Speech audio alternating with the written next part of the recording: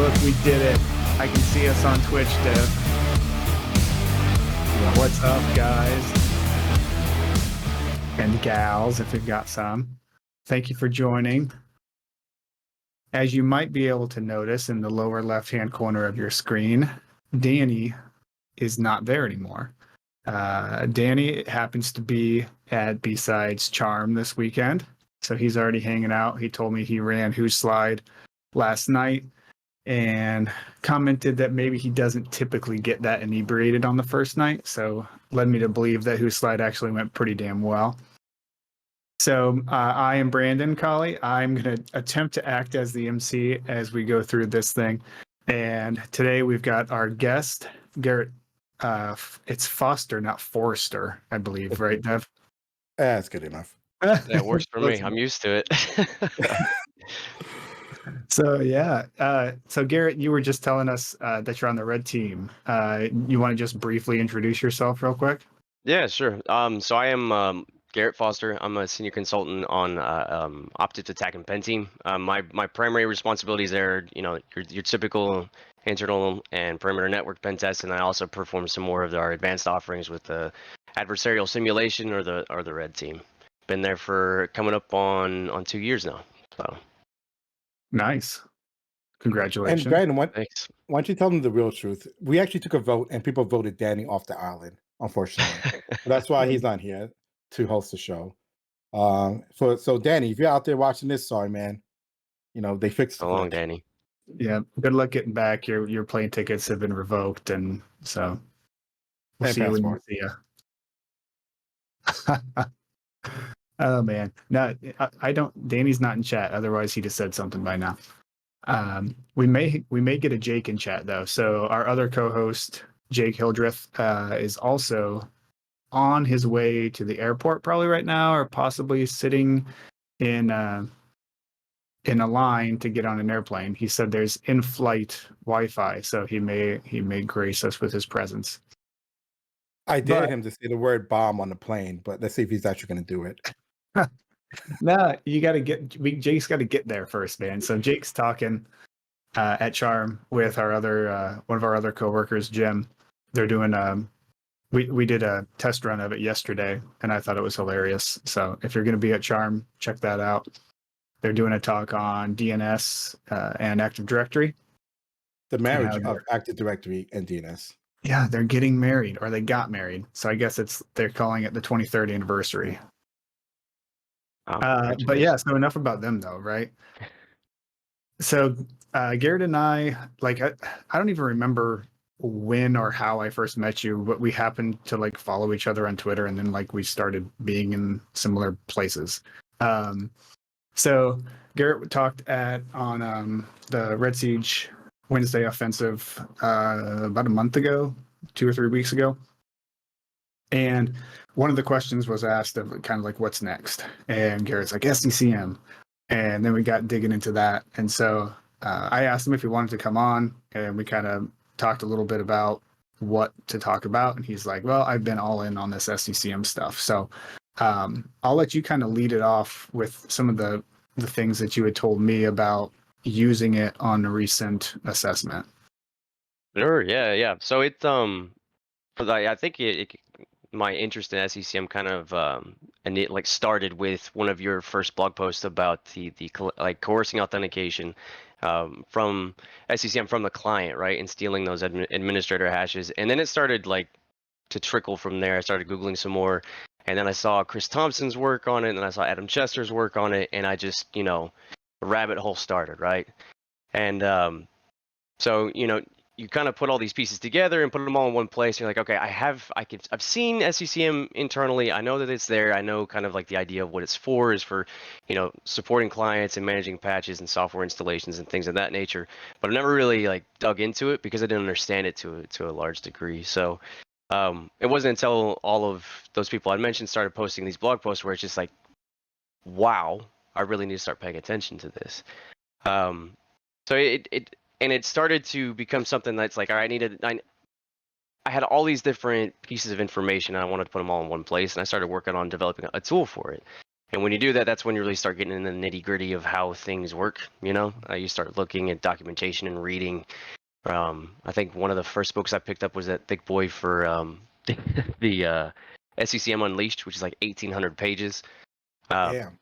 Yeah, it's a big one. I'm glad I got it on my iPad instead of the actual paper. But And that book just lists all of the log files. It's just that's it. log Yeah, files and their location. Is all.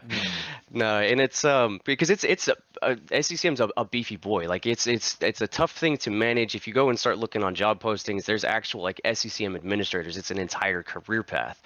It's just to be able to manage that, to build out the infrastructure, to build out the hierarchy for it. You have to be experienced and have a lot of knowledge in it. So, from an attacker perspective, when you think of something that it is that large and that scale, there's always gonna be something that goes wrong. There's always gonna be corners cut, things to make it a little bit easier. So on a recent engagement, it was I had all this knowledge of it, and it's like, okay, let's see if we can put this into reality, right? A lot of it was I focused on Chris's article for the site server takeover primitive. And to kind of like give you a TLDR of that is basically the site server itself will have local administrator on endpoints that have the SMS provider role installed, distribution point provider role installed, but it also will have SQL admin on its corresponding database. So you can either have it co-hosted on the site server itself and just have a massive amount of resources dedicated to that host, or you can have the database remote. You can have it elsewhere. And there's situations where you're designing this hierarchy where you need to have that consideration, where if you want it hosted locally, you're going to have some limitations on it. You're not going to be able to, for instance, cluster it. You're not going to be able to create some high availability around it. So if that is something that you want, you're going to want to have it out in a remote site so that you can have that cluster. So essentially, go ahead, Not to please. Yeah, interrupt you. Can we just? So I'm not familiar with SCCM too sure. much. I know. Yeah. I know. I've seen the job postings. I've seen people do it. I don't really know much about that area. Sure. Can you just give us like an intro or a kind of beginner's guide into what it is and what it Honestly, does? Brandon might be best to answer that because you were an administrator for it for years, right? Yeah, so my first experiences with it, actually one of the slides in the talks that I gave on it talked about, kind of joked that I'm able to hack it because I administered it for so many years. It's kind of like I deserve that right. So yeah, previous location, previous job, I built it from the ground up, and so just essentially it's an option for patching. So it's got your Microsoft patches rolled into it. It leverages WSUS to do patching. It does software distribution, so you can determine what computers get what types of applications. You can publish those applications so users could download them themselves, install updates of the applications themselves.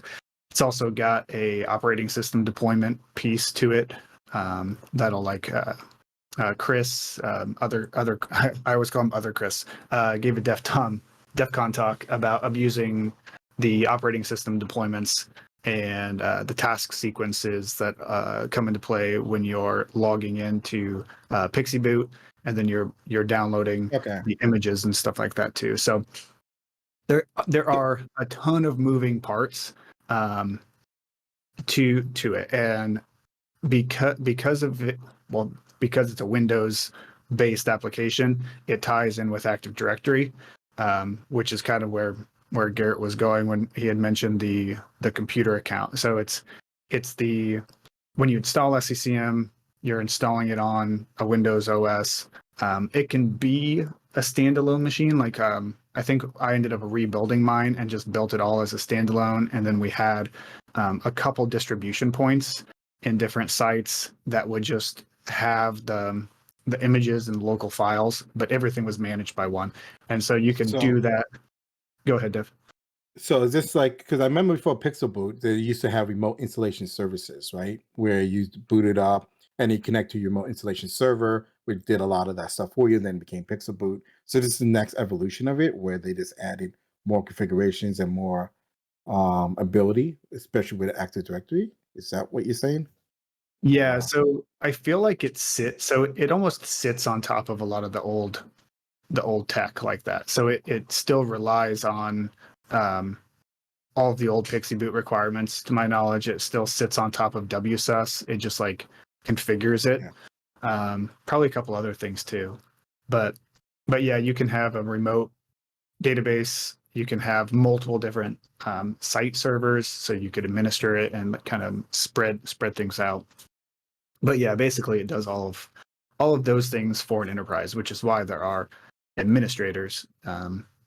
It also happens to be very vulnerable. One of the fun, I think Garrett told me in chat, he goes, "Man, the more I look into this, the more I realize that if you pull out a thread, like the whole thing just comes tumbling down."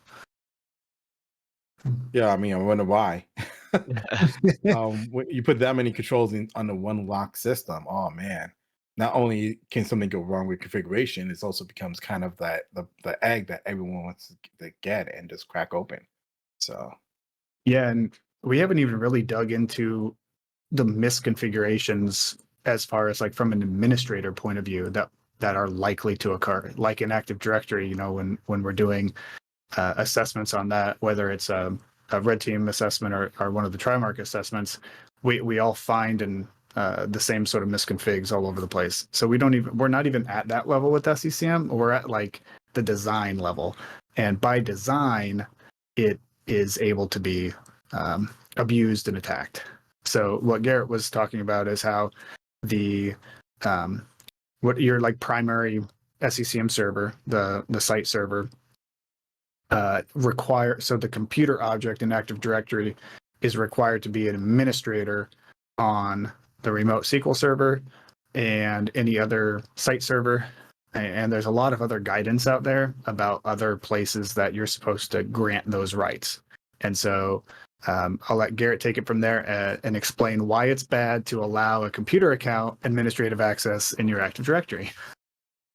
Right. Yeah. So like you were saying with that administrator role, when you're configuring these things, it's uh the database server is the big one, and I'm gonna post a link to Chris's blog because that's most of what this conversation can be based on is that attack scenario. Um, so Chris found that through reading that gigantic book is that these requirements in place are kind of they introduce a vulnerability in environments where you are able to coerce authentication. So there was a previous book that he posted where you could coerce authentication through the client enrollment, right? You could spoof client enrollment, force a machine account to go out to an arbitrary host, or and be able to perform basically an NTLM relay with that.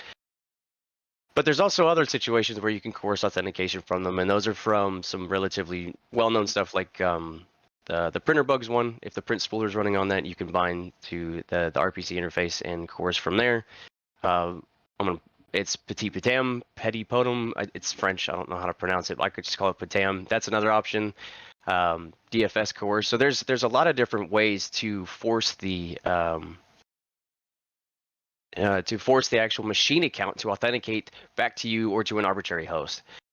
So in Chris's blog, he points out that because that machine has that SQL admin over the database server, you could, in theory, coerce authentication from the server to your attacking host, and then relay that authentication to an MS SQL server.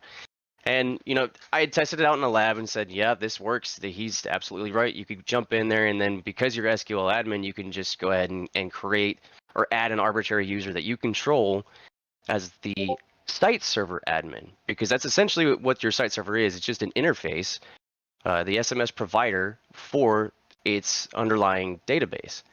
So when you authenticate to that, you create the role, you add the user to that database with the actual full administrator rights over the site server itself. For the not the machine, but the site server, the whole whole way the software works. So I tested it out to kind of lay some foundations. This specific scenario with this client, they asked us to target a list of users, and these users all had a high level access to a PCI environment. So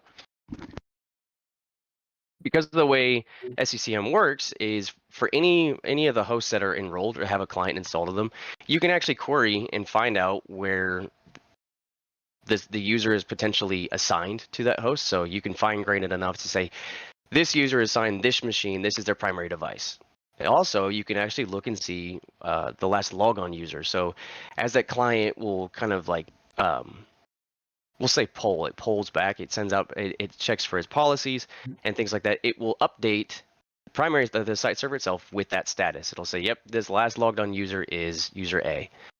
So with that information, you can specifically target the users that you want to enroll. So we'll use the same way that they will say HR gets these policies installed. I am going to say my PCI targets are going to get these policies installed. So that was where the idea, the theory came from. Like, this is how I'm going to go after these users. I don't want to get DA. I don't need to do anything like that. I just need access to their hosts. And SCCM is a great avenue to perform that. So using a tool that I was working on, basically I enumerated the environment to see if SCCM was first installed. It was. I profiled all the assets that I could pull from Active Directory and determined where their site servers were. And then it was, okay, cool. I've got the exact prerequisites to go after this attack that Chris demonstrated. And I mean, long story short, it was effective. I could coerce authentication from the site server itself, relate it to its corresponding database server, and was able to authenticate to the SQL database. I Kerber roasted another user just to kind of have that account to establish the interactive access once the attack was successful. Added them as the role for the administrator account, and I was off to the races at that point. I've got access to SCCM. I can perform kind of these operations remotely using the tool that Chris developed with Sharp SCCM, and kind of have my way with things. So it. So since Please go ahead. So since like it sounds like the SQL Server is kind of tethered or really connected to it, Mhm. how much of the SQL Server exploits out there is actually is the system vulnerable to? I'm talking about like doing like any type of execution or stored procedure execution on the server itself, or if you're Sure. using execute script systems. Like how much of that is actually a So you're problem? talking about local vulnerabilities on the SQL server itself? Yes. Yeah, I mean, it's a good question, but I honestly, in this situation, I don't even feel like it's relevant. All you need is to be able to access that database. So it's not necessarily an issue with the host. It could be there's hardening steps you can take to prevent and to mitigate this type of attack, but it's not any. The beautiful thing about all of what we're talking about is it's not an exploit. It's all by design. Like, it's a feature. Is like, this is the way it just works, and we're leveraging that in a way it's not intended to use. Like, that's what we do, right? Yep. So there's no inherent vulnerability, there's no inherent exploit there. I mean, you could potentially, maybe, if they have things configured in a way where you compromise the operating system itself and pull maybe secrets out of LSA, and it's got an SQL service account, and that is an SA on that host, you could perform the same thing. But honestly, why? When it's as easy as just, hey, you talk to that guy and then give me my admin. That's essentially what we're doing. It's that simple. And it's like, I think I've talked to Chris at one point. It's like, I don't know why more people aren't paying attention to this. Like, how much louder do we have to scream? I mean, you Um, would think that it would do some type of cert verification or like cert signing to prevent tampering or even sure. authentication or something. So Does it like not do? EAP, authentication protection, that is an option to do. But until we point this out to our clients and show them that this is a vulnerability in their environments, they're not going to, because it's just an extra step to kind of get these things configured. And they already have a million other things to deal with SCCM to worry about something like that. Until we show them it's a risk, they're not going to harden that up. So that's why conversations like this are good, is because now we can demonstrate that risk for them. Right. And so so to just reiterate, to re-answer that question is, so why you don't have to exploit SQL is you've already gotten a credential, you've logged into the SQL database, and then you just update the tables and you grant yourself administrator access to the application. Mhm. And then you're done with SQL. Then you just log into the application with the credentials that you just gave yourself admin with. So no exploitation whatsoever, other than I guess like the relaying to authenticate against it. So you could stop the relay. There is some of the HTTPS protections in SCCM that hardly anybody actually implements, I believe. So those might help with it. But Garrett, did you even see it was an older topic, and I don't know that that the specifics are out there on it, but oh, now I lost it. Dave Kennedy, I think, did a really, really early like exploiting SCCM thing, and he took it basically as if you had an administrator, then you could essentially use it to like the application deployment stuff. You could write your own application deployment, and you could push malware to literally the entire environment. Did it. That's exactly Yeah. what I did. Yeah. So that was kind of where things were like as soon as I had that administrator role on that site server is I just hopped on and then I started playing, moonlighting as an SCCM admin. It's like, okay, cool. Let me find all my targets. And then you can isolate specific devices or users into what's called a collection. So I just queried the database to find out where my target users were logging into. And then I create a new, and devices can be members of multiple collections. So this is not going to have any kind of adverse effect if you were to do so. Is I just create a new collection. I literally named the targets because I'm not evasive in any way. I was trying to be noisy so that they would catch me and see something. Just named the targets, dropped all my stuff in there, and then it was off to the races at that point. So when you're actually using the software itself, you can install applications like you'd mentioned. You can run scripts. You can handle the patching, and you can kind of do these on demand, right? The scripts are pretty cool because you can just create the PowerShell script, run it, and then as it, you can force the client to check back in and run whatever script, and then it'll actually feed the results of that script back to you, which is very similar to something that we all use with like C2 frameworks, right? Is Exactly. you'll issue a command, it'll pull, it'll call back, give me that data, let me run it, let me send you the data back. So that's what we did. So I was after these target user accounts, and that was just before I ran malware. It was okay.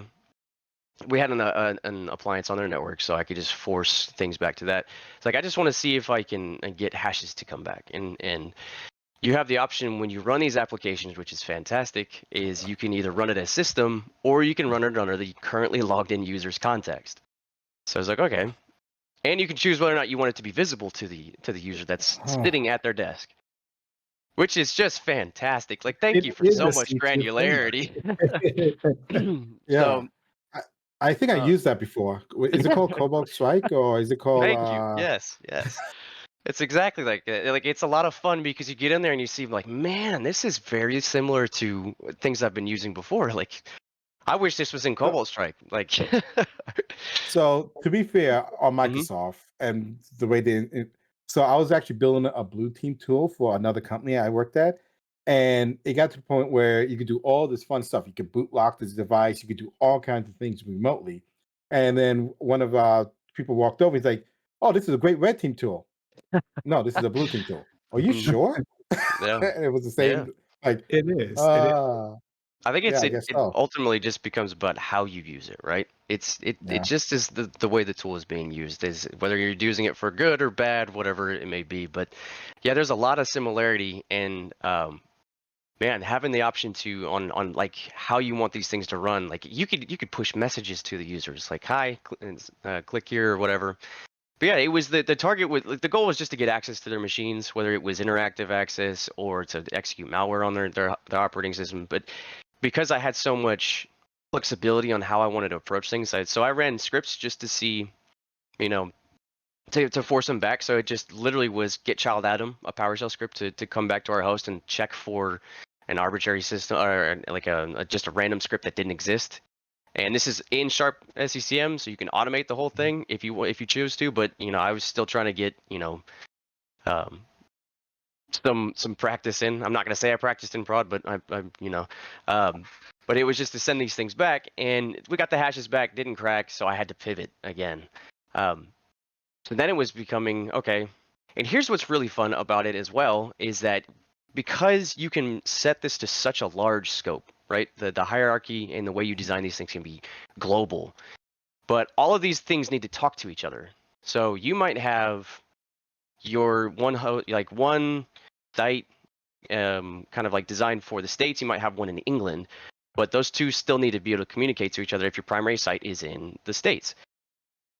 So you can have management points and distribution points in England that will, I'm not saying this is the way it works, I'm just hypotheticals. You could have them talking back to your primary site server, and it's going to bounce through your clients are going to hit that management point. The management point is going to bounce back to your site server, and it's going to have that communication channel. So when you look at the device, explicitly, you can see that which management point it communicates to. So if you are on the site server and you can see where your target is communicating through that management point, you can hop to your target through that management point because the connectivity requirements between the management point and the site server itself. So you have a lateral movement opportunity because of that, and it's telling you exactly where to go, which is what we did. So we got the hashes back, none of them cracked. So now it was okay. Let's figure out how we can get the because they could come back to us, but I couldn't reach them for whatever way they designed their network. I couldn't hit the target host. So because we knew the management point, we just pushed out some beacon payloads and then put them on a file share on that management point. Then we created an application to run in the current user's context to install that malware. So it was literally just a Redserve 32 with a DLL, and the application itself was it just install it from that remote file share, and then make sure we ran it hidden, run in the user's context, only run if the user's logged on, and pushed it out to go ahead.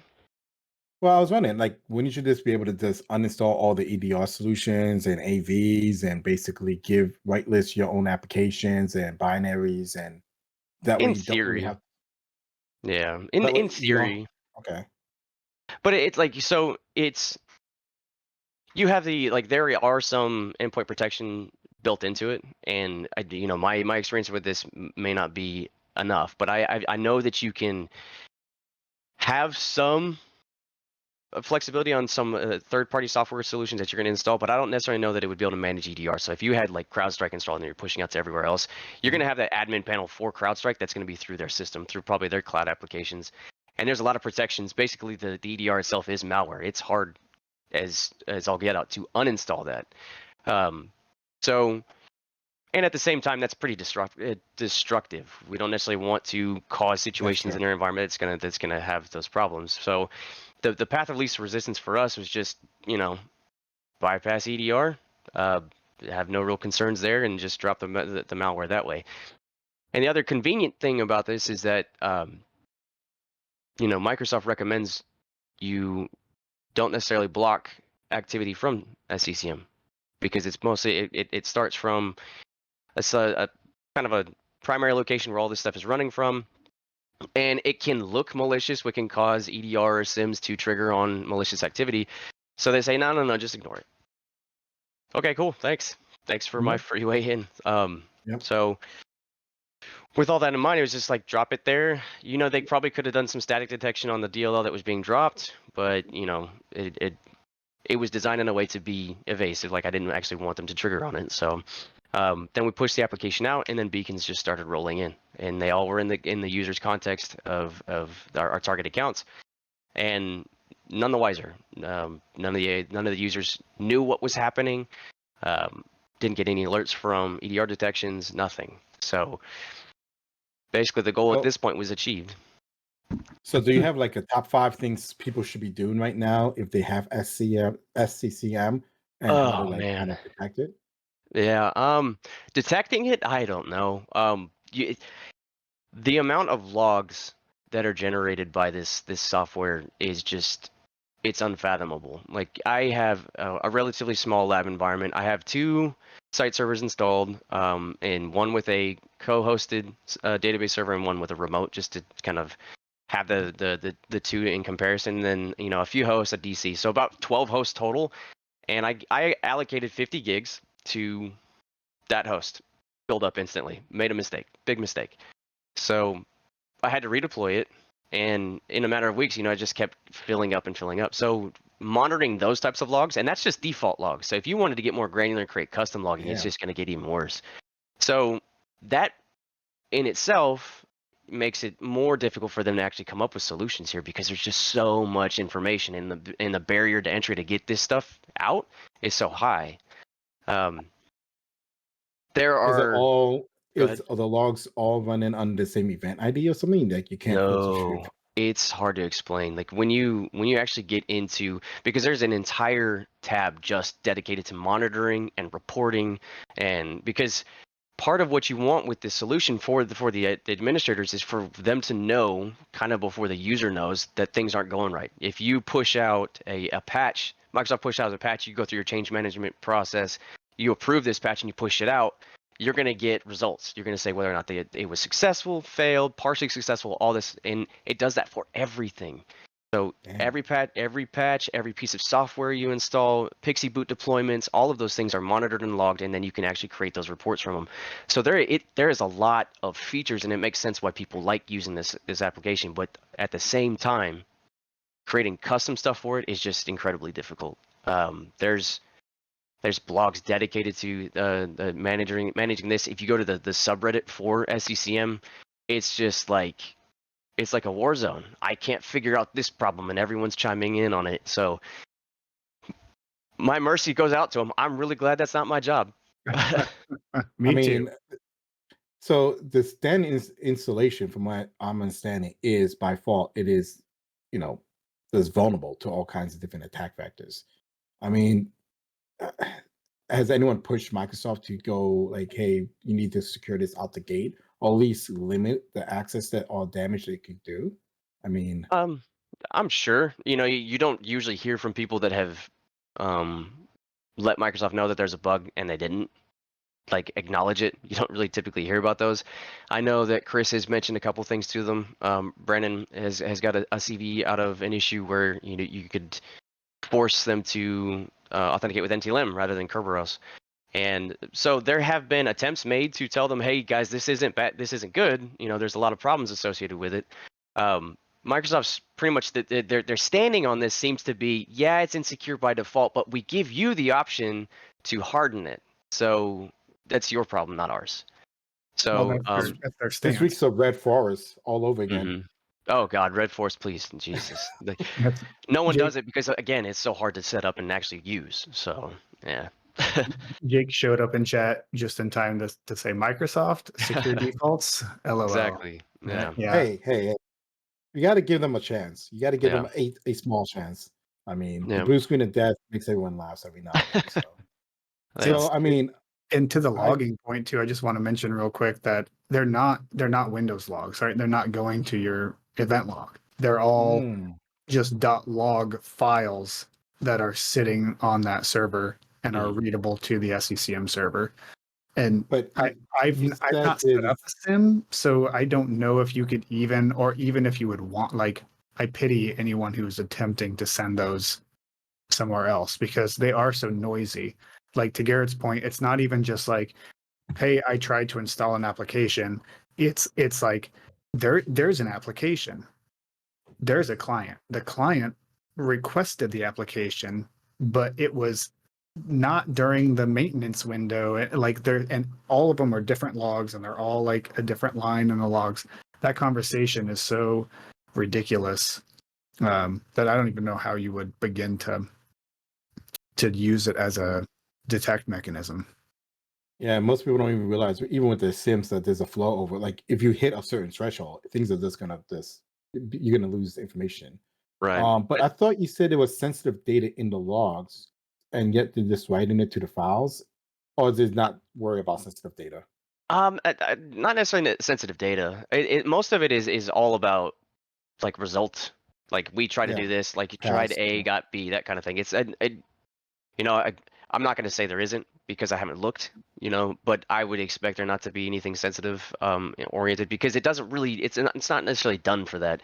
There are some sensitive items like credentials that you'll find in there, but not going to be in the log files. That's another Just XMLs. really.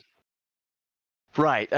No, it's not even in XMLs. I think it's encrypted and stored in DPAPI. I haven't gotten into the nitty gritty of it as far as how they're encrypted and stored, but I do know that you can extract them because, again, using Chris's tool Sharp SCCM, I actually pulled, they're called network access accounts. I pulled those from memory or from the server itself and was able to get those in clear text. And the really fun thing about those accounts is they no longer actually used the network access accounts to push that software out, but they never essentially what those accounts are used for is you can configure accounts, the service accounts in your environment to do software push. So it will actually use that account to bind to the client and do the software installation. And to do so, you need access to the admin shares. So you have to have local admin on that host.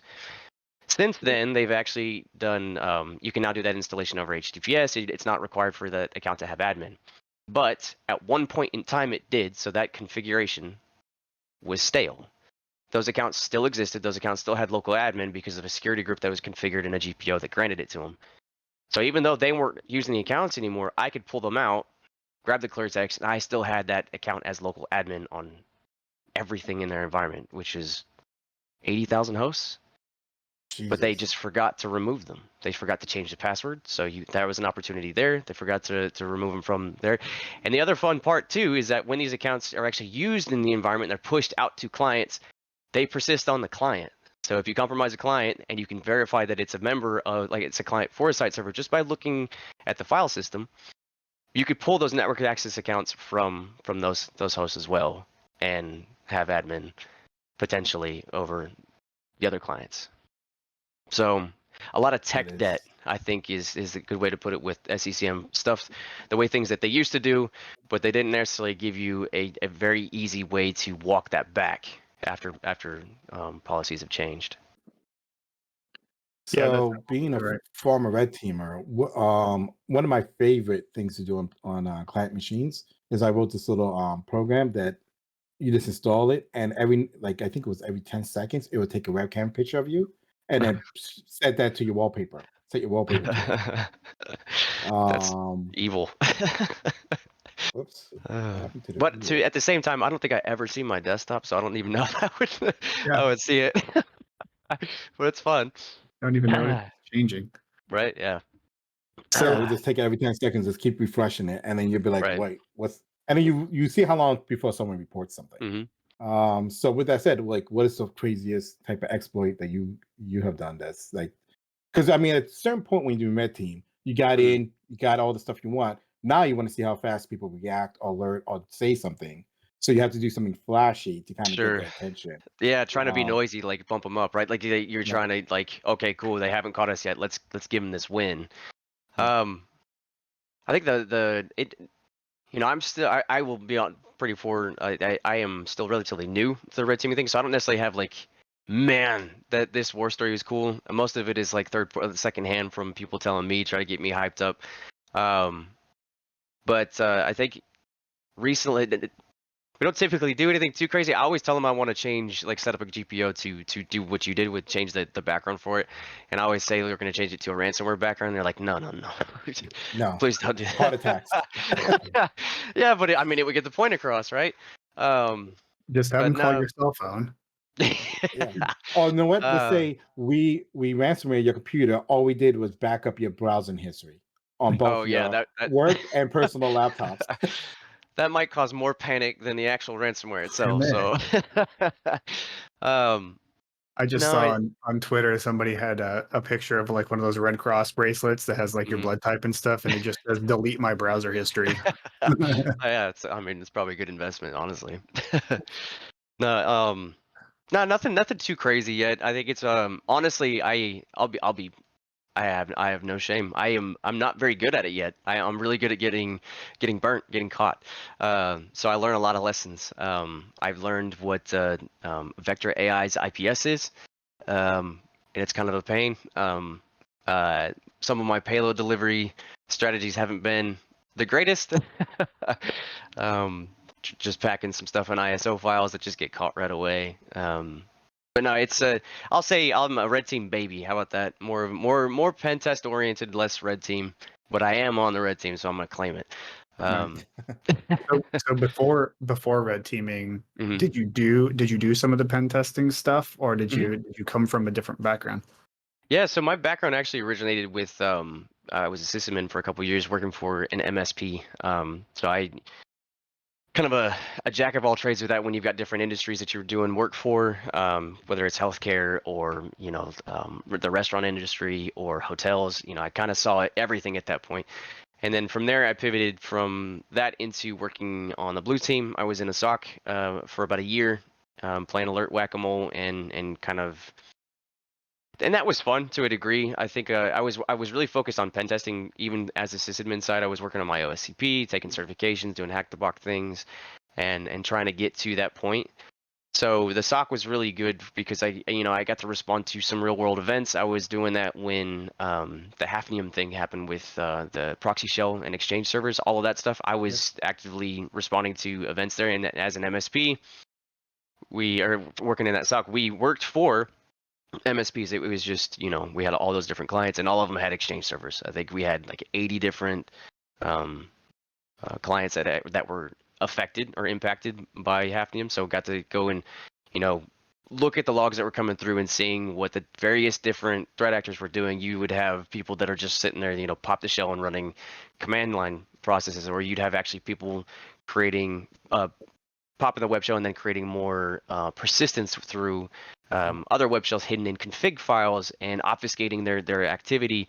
And you'd see the shell hit, and then you'd see nothing, but then you'd get alerts for, LSAS being dumped. You're like, where did it come from? We didn't see anything. So that was a lot of fun because I got to see things that I was learning in my pen test path actually happening in the world, in the wild. I'm sure the clients would love to hear me say that it was fun watching their stuff burn down. But I got to learn a lot. So, and then from there, the opportunity with Optiv came up, and I got my start with pen testing. And I've always really loved Active Directory ever since I was in college. I learned how to You're the build it. one. Yeah. So in school, I got to learn from someone that that built his own business, was a sysadmin, and then worked his all the way up. And then he actually responded to, he did the incident response for Enron. So he did all of that. So he got to get into that. So he was a really good mentor and teacher to show kind of like, not necessarily just the low level of Active Directory, but how you can get more fine grained. He's the first one that taught me about Red Forest and taught me how Kerberos worked in a way that I could actually understand, because people say they understand Kerberos and you don't. I still technically don't. Like every time I look at Elad's post about wagging the dog, I think I learned something new still. But it was that, like, I loved to see how it was supposed to be built, and then all the things you could do to break it down and abuse it. And one of my friends says that Active Directory is their favorite pen testing framework, and I think that's a really good way to put it, because it really feels that way sometimes. So yeah, anything AD, I just obsess over it. It's I really like to poke holes into it. Yeah, before I joined Trimark, I don't think I did much with AD besides, No? writing GPO exploits and stuff like that. Yeah, So you can nice. kind of push it out. But Yeah. after joining Trimark, it's like, oh my God, there's so much that could go wrong in Active Directory. So much. Yes. I Yes. love And having conversations with Dev, or we're talking about like misconfigurations that we find in a client, like just Mhm. doing ridiculous stuff. And Dev's like, yeah, but nobody does that. Like, why do we write a check for that? And we're like, because these 3 clients in a row have done this. And he's like, that's so stupid. And it's hilarious. Little Dev's yeah, like, ignorance. I'm sorry. Like, I would assume people would be like, huh, should I leave this port open and allow this? Or should I go ahead and put this person into this group and then not protect this one person, even though they have group access? And it's just like, It's a whatever. mindset Next thing, time. right? Yeah. I mean, I can say from when I was actually doing it, it was like you threw something at the wall until it stuck. Okay, it works. Fine. close the ticket. It's good. It's done. You don't think about the effects afterwards. You're just worried about getting the next ticket closed and then pressing on to the next thing. Yeah, So that's true. yeah, it's a huge mindset thing. Is like, when I was doing that, I wasn't thinking security. I wasn't thinking about, this might be something that could be abused because Susan in HR isn't going to go after this account at some point. So until I got to the other side of things and I was like, man, I should call them Well, because I left this in that environment. Yeah. well, that's actually a growing trend right now. Is that people like you could buy people in companies to actually run like exploits and USB, but the new hotness is you actually find dirt on the person, right, and extort the hell out of them using Yeah. PII data. So you can get the PII data, go ahead and like do like basically an insider threat aspect of Mhm. like figure out who they are, what they owe, what their secrets are, and they Yeah. exploit the hell out of them right now. There's actually a big service in the dark web where they have like bids for people you can buy all the dirt on. And it's actually cheap. Like you can buy dirt on someone for Of course it is. for like a couple of $100, like Just, 150 to $200, all the dirt on someone. Not that I'm condoning that or anything. Okay. Thanks. Uh, Yeah, it's not that kind of show, Dev. It's not that kind of show. yeah. We do. So, Garrett, you have a fan in chat though. Night of Dark 94 says that you taught them almost everything they know about pen testing AD. I bet that's John.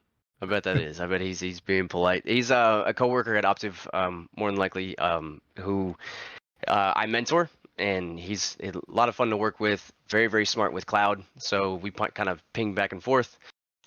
He's actually going to be doing a big presentation for us pretty soon about Kubernetes, which I know Kubernetes is a thing. I know it's out there. I know people use it, and that's it. That's my knowledge. So Yep. looking I'm forward with to you on that one. that. Yeah. Kubernetes is another one of those. It could be secure if you think about it from a security standpoint up front. Sure. But otherwise, it is just anyone's game. Yeah. It's like Docker Swarm, right? They just added a new layer and they added a bunch of components in the to it, and it's just like I don't Yeah, know. that's I'm not a Greek to big me fan of too. Kubernetes. So I'm not a big fan of Kubernetes, but I know yeah. everyone else is. I'm gonna hear the hate mail coming in. It's a fad. Kubernetes is a fad. No, I wouldn't say that. I think they overcomplicate it for overcomplicate sake.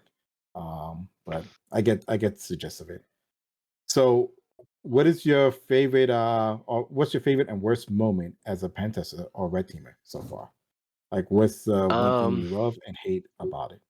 I hate about pen testing. Oh, reporting. So I think that's the easy one. Always trying to find a way to get easy, like to make the reporting easier. I guess I could talk about the mistakes I've made. Because we all do it at some point. It's probably good for people that are interested in getting into this that are afraid of it. Oh yeah, I've locked out accounts big time. I was using, I think it was CME Cracked Map Exec, and you kind of mix up the way the tools will handle strings that you pass to them as arguments. So Yeah. there's a difference between a tick and a quote. And I escaped the quote and I just sent the account. So, and I was hitting a list of different targets and it was like invalid, invalid, invalid, account has been locked, account locked. And it was just like, oh God, here we go. And it was a high privileged service account in their environment where, they were actively using it to do things. So it was like, okay, kill it, call them, let them know how I screwed up. And, I took that lashing and I never made that mistake again. So that was probably the worst time, is when you lock out something, you got to go and admit that you made a mistake. But I think everyone's got to do it at least once, because it makes you slow down and actually like make sure you're doing things correctly and it's not. Go ahead. So one way around that is your team could do is what our team did. We found a scapegoat of the week, and then it rotated it every week. So that way, anything you did that week that went bad, it's like, oh, that's your problem now. You got to go Nice. ahead and alert the client. You got a fall guy, huh? Nice. Okay. It's like being on call. No one looks forward to it. No, that's a good strategy. I like it. I think I just showed a bunch of students earlier this week Crack Map Exec nice. at the old university I worked for, and I prefaced it with like, this is how you lock it out. And one of my old coworkers was there, and he's like just sweating. I'm like, he's like, you just showed people how they could literally lock out every single one of our accounts. And I was like, Yeah, but it's that easy. Yeah. Like But it's it called a should have denial. a yeah, but you should have like a time limit and stuff where it goes back and becomes self healing. Like no, none of that. Well, yeah, I mean, yeah, your account lockout recovery, it's going to be 30 minutes. So what's a big deal? What's 30-minute Yeah, outage? Yeah, but you'd say that to a C level. I just locked out all your employees for 30 minutes. They're just like, oh my God, how much payroll is that just wasted? So it's all about that perspective, right? And yeah, I think that's a pretty common one. I think a lot of people have made a mistake of locking out an account at some point. But you always hear about it. Like, I'll never do that. I'll never do it. I'm too focused. I got to pay too much attention. But no, it's a very easy mistake to do. I'm just lucky that it was only one account. So, but yeah, that was that. So far, that's the worst thing. Yeah. But good things. Like I have a lot of fun with the research side of things. And it's anytime there's yeah. something like this, like why did that work that way? That shouldn't have done that. Okay, let's pull that thread and like, oh, okay, let's keep going. Then all of a sudden the whole sweater's just a mess, right? The pre-2K stuff that I think Brandon mentioned that I was on the Red Siege call. That has been probably one of the highlights of my kind of short career so far is working from that. And I make a joke all the time that none of my ideas are original. I always find some post that someone has sent up somewhere, and I just keep pulling on it to find worse things. And that was what Oddvard found, where those accounts are configured in an insecure way. And I just wanted to know why. Why is it happening? Why is this 20-year-old thing so persistent? And I kept digging, and I ended up being, a pretty cool scenario. And I ended up. That's what got me started in coding. Is I need to automate this. Let me write it, like Yep. force myself to learn Python. And I did. And the first iteration of it was awful, but it forced me to learn and to grow into to coding in that language. So, and that's what I would always been taught or told is like, you'll start coding when there's a need, like when you need a specific thing to work for your situation. And that's what happened. And it ended up being something I've shared out with people and gotten good feedback on. So that's been probably the most rewarding so far. And Python is an amazing language, so you just fell in love at first sight, right? It's so like- easy because it's so lenient. I think that's why I like it. And I was starting versatile. to, yes, yeah. I mean it's been around so long and it's so ingrained in our industry that if there's a need for something, the library is probably out there somewhere, and you can just pull that down, and someone's already done the legwork for you. Obviously the impacted libraries, everyone uses those, but some niche things that you didn't think would exist are there. Like ran into issues with LDAP channel binding, but ScaleSec's got libraries that will get you around that issue. Like you can just rewrite the way you do the bind that way. But yeah, and then like Rust. I've been learning Rust because our engineer Sorry at to hear work. that. I'm so sorry Yeah, to hear that. yeah. It's abusive. Rust is abusive. Like you think things are gonna work, it yells at you and says no, try again, over and over and over again, and until finally it works, and you're just like, okay, that's nice. I don't want to keep going anymore because you're just gonna yell at me again. But Like the old Java invalid exceptions or whatever that you'd get. yeah. Every single thing. No, Java. Wait, make sure my wife is not wrong. Java is more like your wife that it don't tell you you're wrong. It gives you a book of why you're wrong and Sorry, I everything you couldn't. did about it, and keeps going into detail to the point where you just die from exhaustion. Did I you just couldn't have to quite look hear you. Could you around? say that a little louder? Yeah, Hey, you don't want to see a hand coming back and smacking you back in the head, or maybe you do. I don't know. it comes through your virtual background. That's awesome. Yeah. But I mean, yeah, I definitely do not like Rust or Java. I think those two languages is dead. But yeah, Rust is that's not my dead. I'm opinion. sorry. I appreciate your opinion, and I do. But Rust it's booming. It's good. Maybe it's a new Yeah, hotness, new trend. But I could say from personal experience in seeing it being developed that there's a lot of it's I don't warranted know. to kind of learn on to learn things, because the way Rust is compiled, a lot of these EDRs can't really Well, that's the same thing as make. Go. Sure, you're right. But if it worked with Go for so long, the same can be said for it to work for Rust for X amount of time as well, until they pivot and start and it can actually detect things. I mean, Microsoft is integrating Rust into the kernel. They're going to be rewriting some of their code base Yeah, in the kernel in Rust. So, you know, I think that gives it some legitimacy on it being a language that's going to stick around and be around for a while. Yeah, but I mean, once behavior patterns start picking up more and they become more intelligence as to Sure. understanding not only process dependencies and Sure. injection, I mean, then it don't matter about obfuscation or your dialogue because they're not going to be doing static Sure. binary analysis. You're right. You're right. And as then much. I can't argue with that. But it's always that cat and mouse game, right? But for now, Yep. we're going to be winning because we're ahead of that. And people are making like they're developing these tools and they are open sourcing it, so they're giving them a chance and opportunity to create the detections. But I feel like it's going to be the same way that Go was early on when people start writing malware in Go, and they'll catch up, but that gap is going to make us effective with it until they do. I guess. Yeah. That's fair.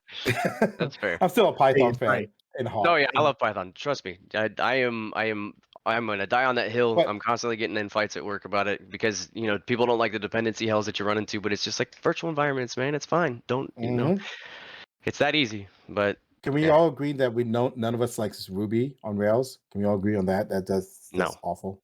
I Yeah. do not All right. like Ruby. Yeah, Metasploit, get your act together. Get off of Ruby on Rails. God damn it. Yeah. All right, we got 5 minutes left. I guess we're gonna do the go around the room kind of thing. Look at that. Yeah, we have a short room. So why don't you start, Dev? I don't know much about SCCM, besides that it sounds like it sucks and you shouldn't be using it. So go ahead and get out those USBs and if they still have CDs, I don't know if CDs are still a thing anymore.